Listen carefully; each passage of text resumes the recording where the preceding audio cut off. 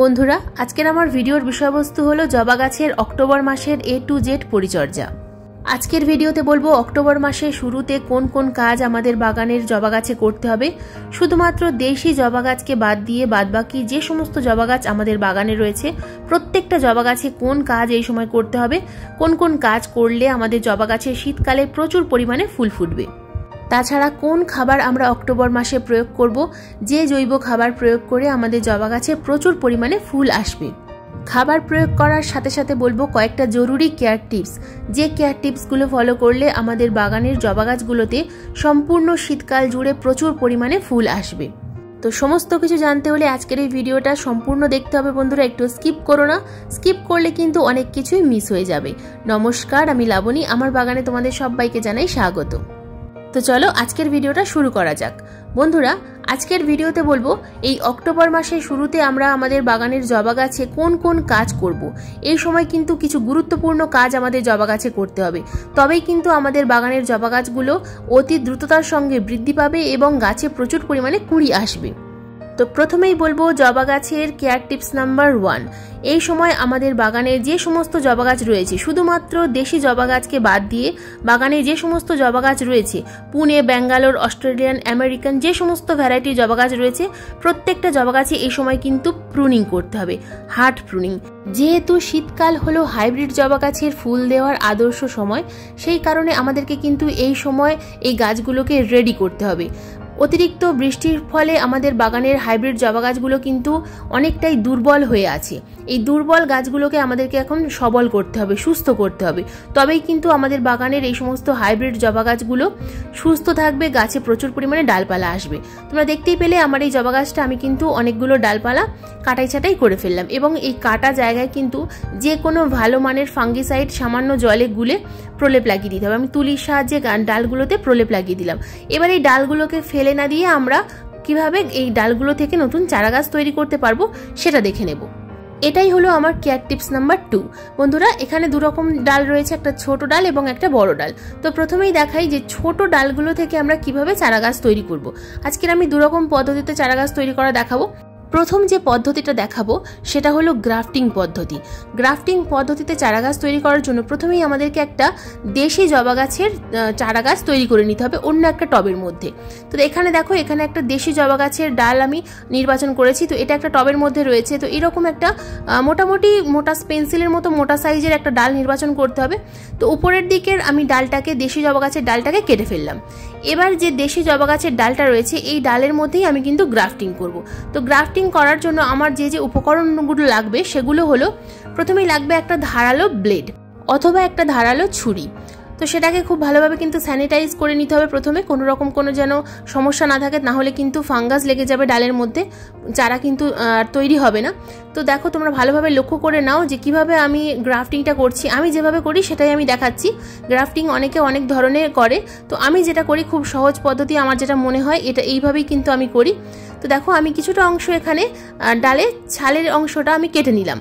তো খুব ভালোভাবে লক্ষ্য করো, এইভাবে ব্লেড দিয়ে যতটুকু পরিমাণ আমি কেটে নিয়েছি ঠিক ততটুকু পরিমাণ কিন্তু আমাকে, আমার কাছে যে ডালটা রয়েছে হাইব্রিড জবার যে ডালটা রয়েছে সেই ডালটাকে আমাকে কেটে নিতে হবে। তো ওখান থেকে ঠিক ভালোভাবে তোমাদেরকে একটু মেপে নিতে হবে। তো এই যে ডালটা দেখছো, খুব সাবধানে কিন্তু ব্লেড দিয়ে এইভাবে, ব্লেড অথবা ছুরি, অথবা যদি তোমাদের কাছে গ্রাফটিং ছুরি থাকে তাহলে খুব ভালো হয়। আমার কাছে যেহেতু গ্রাফটিং ছুরি নেই সেই কারণে আমি ব্লেড দিয়ে এই কাজটা করছি। দেখো, এই যে হাইব্রিড জবার ডালটা, এটা দুদিকে কিন্তু এরকম একটু পাতলা করে কেটে নিতে হবে, দুদিকের অংশটাই কেটে নিতে হবে, যেন একদিকে কেটে নিলে হবে না। তো এবার আমি কি করছি, ডালটাকে এই যে কাটা অংশের মধ্যে ভালোভাবে দেখো লাগিয়ে দিচ্ছি, ঠিক যেন এই অংশটা অন্য দেশি জবার ডালের মধ্যে যেন আটকে যায়। খুব ভালোভাবে যেন এটাকে, দেখো আমি খুব ভালোভাবে কাছ থেকে তোমাদের দেখাচ্ছি, এইভাবে আটকে দিতে হবে। তো দুদিকেই খুব ভালোভাবে কেটে নিয়েছি, আমি পাতলা করে নিয়েছি যেন খুব বেশি বড় মোটা না থাকে, তাহলে কিন্তু এটা এই ডালের সঙ্গে ভালোভাবে আটকাবে না। তো এবার লাগবে আমার গ্রাফটিং টেপ। গ্রাফটিং টেপ আমার কাছে আছে। তো গ্রাফটিং টেপ যদি না থাকে তোমাদের কাছে, যে কোনো প্লাস্টিক কাগজ নিয়ে এইভাবে একটু সরু করে নিয়ে এই যে মোটা ডালের মধ্যে যে আমি পাতলা ডালটাকে, সরু ডালটাকে দেশি জবা গাছের সঙ্গে হাইব্রিড জবার ডালটাকে খুব ভালোভাবে কিন্তু বেঁধে দিতে হবে, খুব টাইট করে এটাকে বাঁধতে হবে। এর মধ্যে যেন কোনো রকম কোনো এয়ার বাবলস না থেকে যায়, খুব টাইট করে কিন্তু এটাকে বাঁধতে হবে। আলগাভাবে থাকলে কিন্তু একেবারেই হবে না। টাইট করে বেঁধে দেওয়ার পর দেখো আমি এখানে লক্ষ্য করো আমি কিভাবে বেঁধেছি। তো উপরে যে কাটা অংশটা নিচের কাটা অংশ পর্যন্ত সম্পূর্ণটাই কিন্তু আমি বেঁধে দিয়েছি। কোনো রকমভাবে কিন্তু এটা যেন জল না এর মধ্যে ঢুকে যায় বা কোনো বাতাস যেন না এর মধ্যে ঢোকে, খুব ভালোভাবে টাইট করে কিন্তু বাঁধতে হবে। তো এখানে কিন্তু আর অন্য কোনো কিছুর প্রয়োজন নেই, শুধুমাত্র এই গ্রাফটিং টেপ দিয়েই বাঁধতে হবে। এবার যে কাজটা আমাদের করতে হবে সেটা হলো অন্য একটা পলিথিন দিয়ে উপর থেকে এটাকে কভার করে দিতে হবে। আমি কিন্তু দেখো 2-4টে পাতা রেখেছি, বেশি পাতা কিন্তু আমি রাখিনি, ছোট ছোট 2টো পাতা রেখে দিয়েছি, আর বেশি পাতা রাখিনি কারণ অতিরিক্ত পাতা রাখার প্রয়োজন নেই। তো এবার দেখো আমি উপর থেকে একটা ছোট্ট প্লাস্টিক কাগজ এইভাবে এর মাথার উপর দিয়ে চাপা দিয়ে দিচ্ছি, কারণ এখানে এখন বৃষ্টি হচ্ছে যেহেতু মাঝে মধ্যে, এই বৃষ্টির জল যেন কোনো রকমভাবে এই গ্রাফটিং অংশের মধ্যে না প্রবেশ করে। এই গ্রাফটিং অংশের মধ্যে যদি বৃষ্টির জল প্রবেশ করে তাহলে কিন্তু ফাঙ্গাস লেগে যাবে, যার ফলে ডালটা কিন্তু আর এই দেশি জবা গাছের ডালের সঙ্গে আটকাবে না। তো এইভাবেই কিন্তু আমি গ্রাফটিং করে থাকি। তো গ্রাফটিং পদ্ধতি এইটাই সহজ পদ্ধতি, তো তোমরা চাইলে কিন্তু ডালগুলো ফেলে না দিয়ে চেষ্টা করে দেখতে পারো। আর একটা যে পদ্ধতি যেটা আরও সহজ পদ্ধতি আমি প্রায় তোমাদের দেখিয়ে থাকি, কোকোপিটের মধ্যে এই ডালটাকে আমি প্রতিস্থাপন করে দেবো।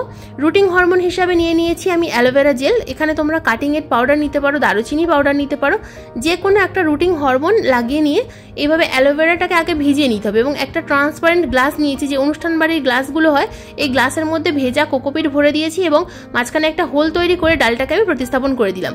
তো এখন আর জল দেবো না, কারণ আমি প্রথমেই বলেছি যে কোকোপিটটা আমি ভেজা অবস্থায় নিয়েছি। তো অ্যালোভেরা জেলটা আমি যদি এখন জল দিই তাহলে কিন্তু অ্যালোভেরা জেলটা ধুয়ে যাবে, সেই কারণে আমি এখন জল দেবো না।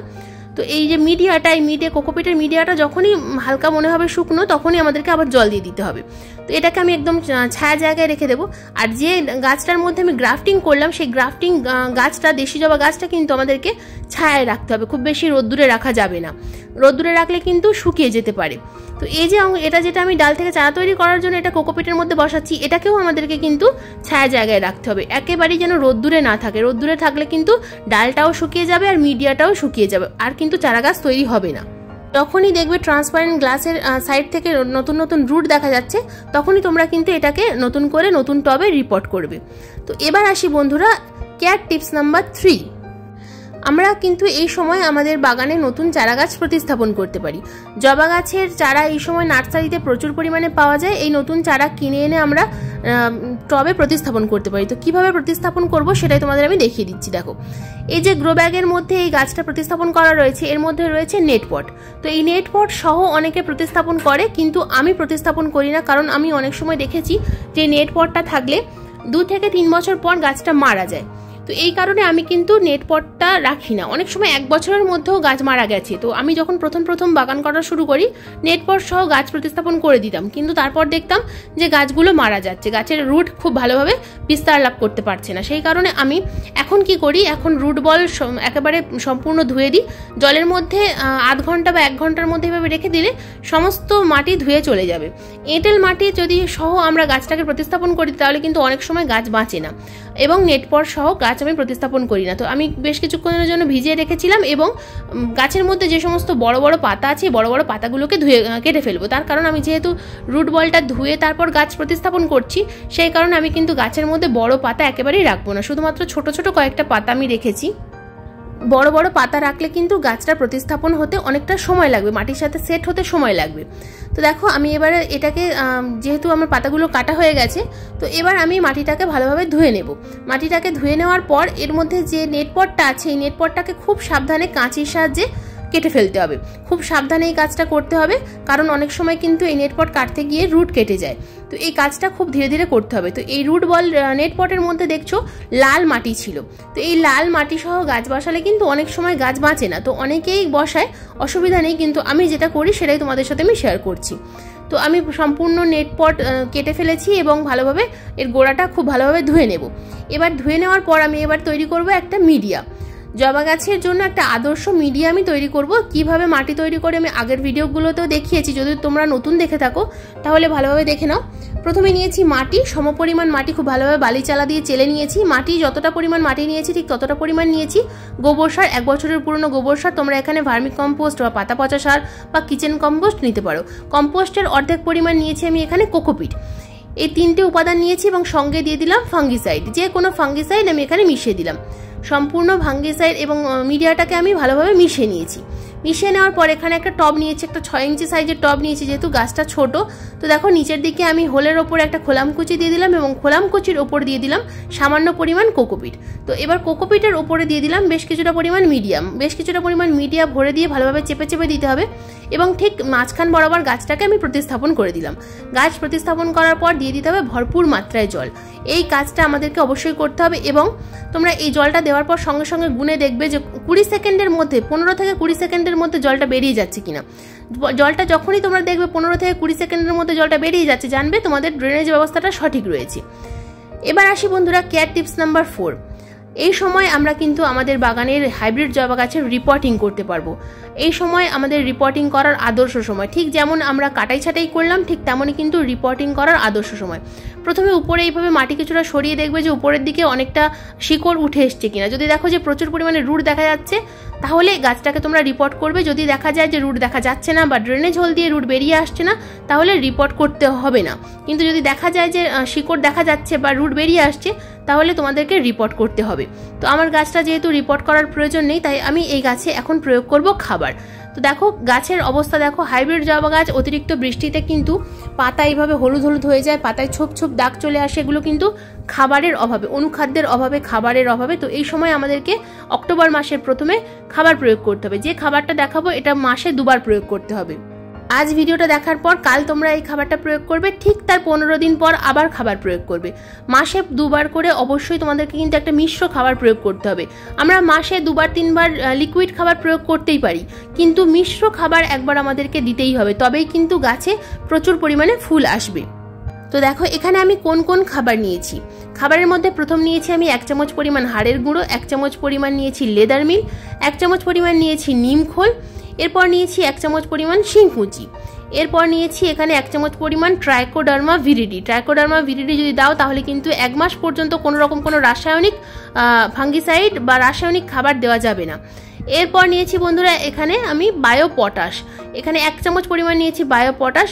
যদি তোমাদের কাছে বায়ো পটাশ না থাকে সেক্ষেত্রে তোমরা এখানে 1/2 চামচ পরিমাণ রাসায়নিক লাল পটাশ অথবা সাদা পটাশ নিতে পারো। তাছাড়া এখানে তোমরা 3 চামচ থেকে 5 চামচ পরিমাণ কলার খোসার গুঁড়ো নিতে পারো। 1 চামচ পরিমাণ নিয়েছি সিউইড এক্সট্রাক্ট এবং 1/2 চামচ পরিমাণ নিয়েছি ফ্রেশ চা পাতা। তো এই কটা উপাদান খুব ভালোভাবে মিশিয়ে নিয়েছি। এই কটা উপাদান খুব ভালোভাবে মিশিয়ে নিয়ে গাছের একটা 10 ইঞ্চি টবে আমি প্রয়োগ করব এই সম্পূর্ণ খাবারটা। এই একই খাবার আবারও আমরা কিন্তু ঠিক 15 দিন পর প্রয়োগ করব। তাছাড়া আমি কয়েকদিন আগে একটা মিশ্র খাবার তৈরির ভিডিও দিয়েছিলাম, যদি তোমরা সেই ভিডিওটা দেখে খাবার তৈরি করে থাকো তাহলে সেই খাবারও তোমরা কিন্তু একটা 10 ইঞ্চি টবে 1 মুঠো পরিমাণ প্রয়োগ করতে পারো। 12 ইঞ্চি টব হলে 2 মুঠো পরিমাণ, আর 8 ইঞ্চি টব হলে 1/2 মুঠো পরিমাণ।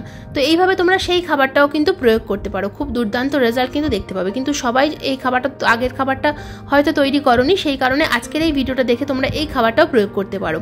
তো 15 দিন পর কিন্তু এই খাবার আবার প্রয়োগ করতে হবে। খাবার প্রয়োগ করার পর দিয়ে দিলাম 3 থেকে 4 মুঠো পরিমাণ কম্পোস্ট। আমি এখানে গোবর সার দিয়েছি 1 বছরের পুরনো, তোমরা চাইলে এখানে ভার্মি কম্পোস্ট বা পাতা পচা সার দিতে পারো। খাবার প্রয়োগ করার পর দিয়ে দিলাম ভরপুর মাত্রায় জল।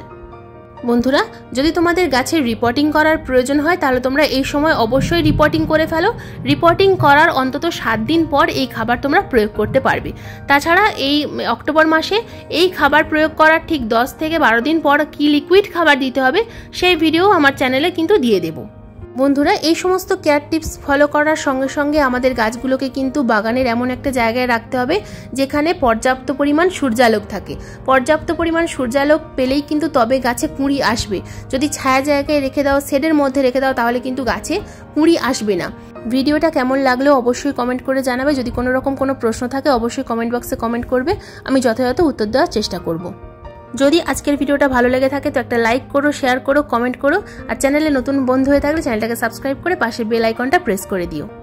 আজকের ভিডিওটা সম্পূর্ণ মনোযোগ দিয়ে দেখার জন্য তোমাদের সবাইকে জানাই অসংখ্য অসংখ্য ধন্যবাদ।